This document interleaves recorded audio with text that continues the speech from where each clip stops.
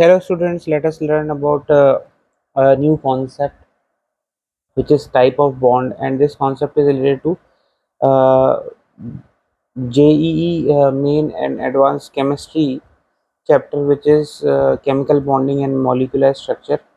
और ये क्लास 11 के बच्चों के लिए भी यूज़फुल होगा। उनके लिए कुछ कुछ कोई कोई कॉन्सेप्ट ऐसा हो सकता है कि थोड़े से एडवांस हो, लेकिन बेसिक इन्फॉर्मेशन सबके लिए सेम रहेगी।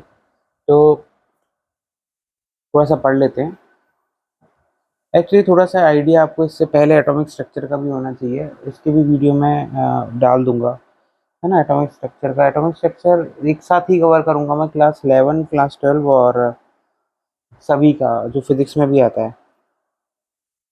तो केमिकल बॉन्डिंग के बारे में देख लेते हैं इस वाली वीडियो में। थोड़ा सा बिल्कुल स्टार्टिंग बता रहा हूँ मैं आपको, केमिकल बॉन्डिंग क्या होता है। Chemical bonding chemical bonding is actually the force which binds two atoms together. Because हमारे पास जो यूनिवर्स में सिस्टम में एक मैटर बना होता है, मैटर डिफरेंट डिफरेंट मॉलिक्यूल से मिलकर बना हुआ होता है, और एक एक जो मॉलिक्यूल होता है उसके अंदर डिफरेंट एटम्स होते हैं, तो आपस में अटैच्ड होते हैं through the process of chemical bonding. अब केमिकल बॉन्डिंग कितने टाइप की होती है? Chemical bondings are of various type. Chemical bonding होता है आपका आयोनिक बॉन्ड, और दूसरा थोड़ा सा डायग्राम से बता देता हूँ। ये दो एटम्स हैं आपके पास, and they are attached together by using some force of attraction, जिसको आप केमिकल बॉन्ड कहते हो। ठीक है ना। This is atom 1 and this is atom 2, and this whole both atoms in a molecule can be more than two or more than two। और ये जो एटम्स होते हैं वो जो जिस बॉन्ड से फोर्स से अटैच रहते हैं उसे कहते हैं बॉन्ड। बॉन्ड कई टाइप के होते हैं, जैसे आपका केमिकल आयनिक बॉन्ड, दूसरा कोवेलेंट बॉन्ड, और तीसरा third is your metallic bond, and the fourth one is hydrogen bond. बाकी थोड़े बहुत छोटे मोटे होते हैं, लेकिन ये चार मेजर होते हैं। आयनिक बॉन्ड क्यों बनता है? Ionic bond is formed between two ionic species. अभी आपको ये समझना पड़ेगा कि आयोनिक स्पीसीज होती क्या है। Ionic species are those types of species जो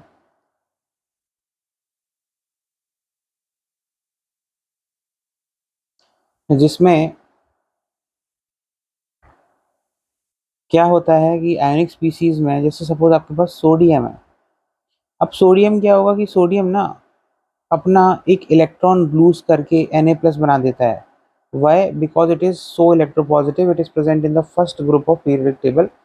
तो इसकी टेंडेंसी होती है कि ये इलेक्ट्रॉन को लूज कर दे। और क्लोरीन है, क्लोरीन क्या करता है? Chlorine is one atom short, one electron short of attaining Nobel gas configuration. तो ये क्या करता है, इसकी जो इलेक्ट्रॉनिक कॉन्फ़िगरेशन होती है 2s2 2p7 होती है। तो यहाँ पर क्या करता है कि ये एक इलेक्ट्रॉन को एब्जॉर्ब कर लेता है। ठीक है ना। तो ये जो स्पीसीज हैं जो आप देख रहे हैं, this species, this one Cl-, है ना, और दूसरा ये Na+। These two species are called the ionic species. समझ गए आप? अब जब इन दोनों के बीच में जो बॉन्डिंग होती है, जैसे अब क्या होगा कि जैसे आपके पास क्या बनेगा, Na++ Cl-। तो ये क्या होगा, ये Cl- अपना एक इलेक्ट्रॉन इसको देगा, Na+ अपना एक इसके एब्जॉर्ब इलेक्ट्रॉन से एब्जॉर्ब करेगा, और जो टोटल जो स्ट्रक्चर जो बनता है वो NaCl बनता है। और ये जो बॉन्ड होता है ये आयोनिक बॉन्ड होता है इन दोनों के बीच में, जो कि इसको क्रिस्टलाइजेशन करता है। तो the bond between two ionic species is the ionic bond, it is the most strongest type of bond, ये मैं आपको इसका ऑर्डर बताऊंगा। दूसरा जो बॉन्ड होता है वो होता है कोवेलेंट बॉन्ड। ठीक है, कोवेलेंट बॉन्ड क्यों बनता है? Due two electron sharing. Covalent bond बनता है ड्यू टू इलेक्ट्रॉन शेयरिंग। कैसे, मैं आपको समझाता हूँ। एक्चुअली में बॉन्ड क्यों बनाते हैं दो atoms? Because they want to attain the octet configuration, they want to attain the noble gas configuration which is most stable, है ना। तो ऑक्टेट कॉन्फ़िगरेशन मतलब वो अपने वैलेंस शेल में 8 इलेक्ट्रॉन्स चाहते हैं, है ना। तो यहाँ पर क्या होता है, जैसे सपोज क्लोरीन का केस ले लो, क्लोरीन या फिर नाइट्रोजन का केस ले लेते हैं। नाइट्रोजन N2 में एग्जिस्ट करता है और नाइट्रोजन में कोवेलेंट बॉन्डिंग होती है। नाइट्रोजन की एक इलेक्ट्रॉनिक कॉन्फ़िगरेशन, इसका एटॉमिक नंबर क्या है? 7। इसकी इलेक्ट्रॉनिक कॉन्फ़िगरेशन है 1s2 2s2 2p3, यानी कि इसके पास 2s में 2 इलेक्ट्रॉन है और p ऑर्बिटल्स में इसके पास 3 इलेक्ट्रॉन है, सिंगल सिंगल सिंगल इलेक्ट्रॉन्स। ऐसे ही एक और जो नाइट्रोजन आएगा, जो मैं दूसरे कलर से दिखा रहा हूँ आपको, ये जो एटम नाइट्रोजन आएगा Z इज इक्वल टू 7, इसकी भी electronic configuration 1s2 2s2 2p3 होगी और इसके पास भी जो p में 3 इलेक्ट्रॉन्स होंगे, ये और ये। तो बेसिकली अगर आप देखो तो नाइट्रोजन का स्ट्रक्चर, नाइट्रोजन कैसा है कि एक नाइट्रोजन है जिसके पास 3 इलेक्ट्रॉन्स हैं, दूसरा नाइट्रोजन है उसके पास भी 3 इलेक्ट्रॉन्स हैं। अब ये क्या होगा, ये दोनों आपस में शेयर हो जाएंगे, मतलब ये इसके साथ शेयर हो जाएगा, ये इसके साथ शेयर हो जाएगा, ये इसके साथ शेयर हो जाएगा, है ना। तो यहाँ पर क्या होगा कि यहाँ पर बॉन्डिंग बन जाती है because of sharing between the electrons. दो इलेक्ट्रॉन का एक बॉन्ड होता है, तो because of this share, right वाले नाइट्रोजन से जो इलेक्ट्रॉन शेयर हुए लेफ्ट वाले नाइट्रोजन के साथ, एक के साथ, और आपस में जो शेयरिंग करने के बाद जो बॉन्ड बना वो बनता है कोवेलेंट बॉन्ड। दिस, ये आप बाद में पढ़ोगे कि इसमें पहला सिग्मा बॉन्ड होता है, बाकी पाई बॉन्ड होते हैं, पर ये टाइप की जो बॉन्डिंग होती है ये होती है आपकी कोवेलेंट बॉन्डिंग। ठीक है।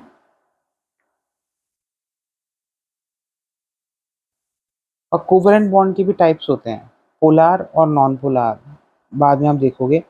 पोलर बॉन्ड्स वो वाले पोलर बॉन्ड्स वो होते हैं जिसमें दो एटम्स जिनके बीच में, यहाँ तो मैंने नाइट्रोजन नाइट्रोजन सिमिलर एटम्स लिए थे, तो इसके केस में नॉन पोलर कोवेलेंट बॉन्ड बना है। क्योंकि नॉन पोलर कोवेलेंट बॉन्ड मतलब क्योंकि इन दोनों के बीच में कोई वो ही नहीं है, पोलैरिटी नहीं है, दोनों दोनों दोनों सेम इलेक्ट्रोनेगेटिविटी के एटम्स हैं इसलिए। और पोलर वो होते हैं जिनमें इलेक्ट्रोनेगेटिविटी डिफरेंस होता है। तो ये आप बाद में पढ़ लोगे। मेटालिक बॉन्ड पे आते हैं। Metallic bond is what? Metallic bond is the type of bond which is formed in transition elements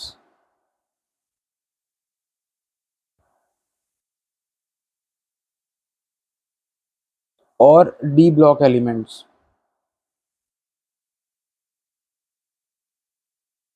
D block या एफ ब्लॉक एलिमेंट्स, और because of electrons, these, because of electron, जो electron होते हैं अंदर उनकी वजह से जो बॉन्ड्स बनते हैं वो मेटालिक बॉन्ड होते हैं, और ये कोवेलेंट बॉन्ड से थोड़े वीक होते हैं। हाइड्रोजन बॉन्ड्स क्या होते हैं? Hydrogen bond between hydrogen and nitrogen और ऑक्सीजन और फ्लोरीन। जब हाइड्रोजन और नाइट्रोजन ऑक्सीजन फ्लोरीन ही क्यों? क्योंकि nitrogen oxygen fluorine they are most electronegative, most electronegative. इसीलिए ये जो तीन एलिमेंट्स ही हाइड्रोजन से एक टाइप ऑफ बॉन्डिंग बना सकते हैं जिसको हम हाइड्रोजन बॉन्डिंग कहते हैं। उसकी वजह से बहुत सारी चीज़ों को आप एक्सप्लेन कर पाते हो। डिटेल में मैं बाद में बताऊंगा। ये है केमिकल टाइप ऑफ, ये है टाइप ऑफ बॉन्ड्स जो कि मोस्टली एग्जिस्ट करते हैं। एक इसमें एक ट्रेंड होता है जो स्ट्रॉन्गेस्ट टू वीकेस्ट का। सबसे स्ट्रॉन्ग जो बॉन्ड्स होते हैं वो आयनिक बॉन्ड होते हैं, फिर उसके बाद कोवेलेंट बॉन्ड होते हैं, और फिर उसके बाद मेटालिक होते हैं, और फिर उसके बाद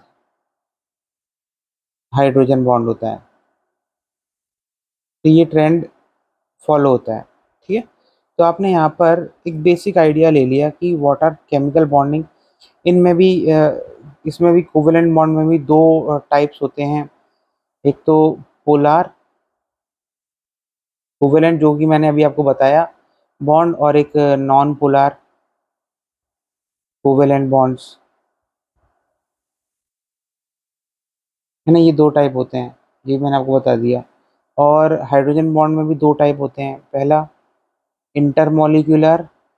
इंटरमोलिक्यूलर मतलब जब दो different molecule, intermolecular hydrogen bond, जब दो डिफरेंट मॉलिक्यूल्स के बीच में हाइड्रोजन बॉन्डिंग होती है। और दूसरा इंट्रामोलिक्यूलर। इंट्रामोलिक्यूलर हाइड्रोजन बॉन्ड्स मतलब जब एक मॉलिक्यूल के अंदर ही अंदर दो एटम्स के बीच में बॉन्डिंग हो रही होती है, तो उसको हम इंट्रामोलिक्यूलर कहते हैं, है ना। इनसाइड मॉलिक्यूल, और ये होती है बिटवीन टू मॉलिक्यूल्स। ठीक है, डिटेल में आप बाद में पढ़ोगे, हाइड्रोजन बॉन्डिंग को हम डिटेल में डायग्राम बना के समझाऊंगा। तो ये यहाँ पर आपने बेसिकली जितने टाइप के जो बॉन्ड्स होते हैं वो सब सीख लिए हैं, है ना। तो चार टाइप के। अब मैं आगे आपको ये सब बताऊंगा कि एक्चुअली में आप स्ट्रक्चर कैसे बनाते हो, और बॉन्डिंग कैसे फाइंड आउट करते हो, डबल बॉन्ड ट्रिपल बॉन्ड कैसे होगा, ये चीज़ कैसे फाइंड आउट करते हो। इसके बाद जो हमारा नेक्स्ट कॉन्सेप्ट होगा वो होगा लुईस डॉट स्ट्रक्चर बनाने वाला, जिससे आप एक बॉन्ड कैसे शो करते हो, स्ट्रक्चर कैसे शो करते हो, वो सीख जाते हो। ठीक है, तो होप आपको ये केमिकल बॉन्डिंग का पहला कॉन्सेप्ट समझ में आया होगा, टाइप्स ऑफ बॉन्ड। और all the best, thank you.